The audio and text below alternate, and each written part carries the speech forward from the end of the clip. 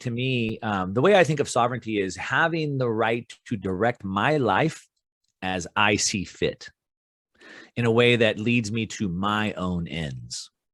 So today we think we have freedom, but really we have coercion. Hey, Justin, you can choose A or B, right? You can either take this medicine or you can lose your job. It's your choice. That's no choice because either one I choose leads me to their ends, right?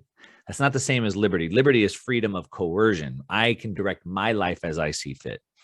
So that's the way that I look at the word sovereignty. And I like to think about, as you said, I focus on financial sovereignty. So financial being a key piece of that, but then sovereignty. So not only do I look at money as an asset, but like my health as an asset, my freedom as an asset. And those are all things that I should be doing. And the money is the base of that. That money allows me to get those other things I need. It can allow me to buy, like I have I'm building a house in Mexico right now. So if I just bought, a ranch out there in Texas out by you. And so I'm increasing my options to increase my sovereignty. If Puerto Rico got too crazy, and I was living out in Puerto Rico last year, and I moved out there for tax efficiency, but then they were cramping down on my liberty. So I left because I have the finances to do that. And by the way, I want to jump in here because this I think is brilliant. Number one, you said you live in the highest tax state in California, right? You move to Puerto Rico, which has the best tax incentives of any place. So it's not a state, it's a U.S. territory. So there are different rules. There are local tax laws that the U.S. Kind of gives them the independence to have. And so you have this incentive to go there. You're able to reduce your taxable liability tremendously by doing so. But what I think is cool is once it started interfering with your actual freedom, you valued your freedom over the amount of money that you would save. And so I like that your core values are they're so in alignment that instead of being like, yeah, I can save millions if I stay here, you said, well, forget that. My life, my quality of lifestyle is way more important to me than any tax savings I could possibly have. That's cool. Yeah.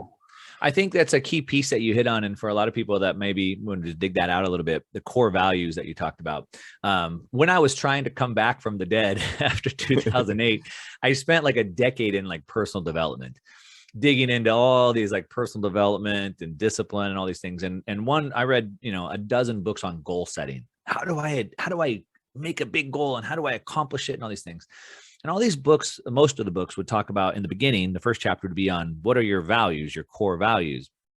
And I'm like, that's like new stuff. Like just how do I set a goal, right? But then after I realized after a while, like you can't set a goal unless you understand what your core values are.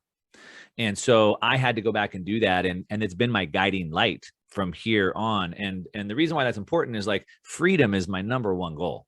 Value, freedom, helping others, always learning. Those are like three of my top core values.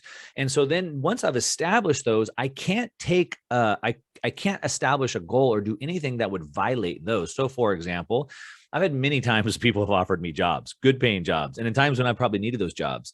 And once or twice I've almost been kind of persuaded to do that, but I know that it would go against my core value of freedom and it would cause stress in my life. And so I couldn't do that.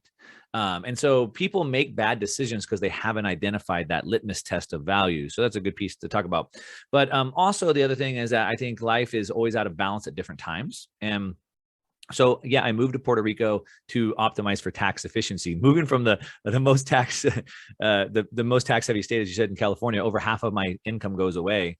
But California and New York were competing to see who could be the strictest in the lockdowns.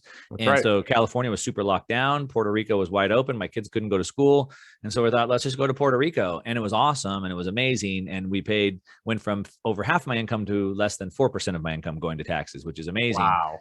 That's incredible. It's incredible. Zero cap gains tax and 4% income tax. And so wherever your income comes in, you can do the math on where that falls in. But then, throughout the year, they kept getting more and more crazy with their mandates. And in August, they put this statewide Puerto Rico mandate where you basically have to show your papers. We'll say that show your papers to gain access to freedom, and I believe that I was born free. I believe I was born with freedom rights, and I don't believe that I should ever have to work for freedom to be to move or whatever. And so they put that in August, but on my side of the island, they didn't enforce it. And I was like, well, they're not enforcing it, whatever. But as of December 27th, there was a full crackdown, and I couldn't go anywhere without showing papers. And I'm not going to live like that.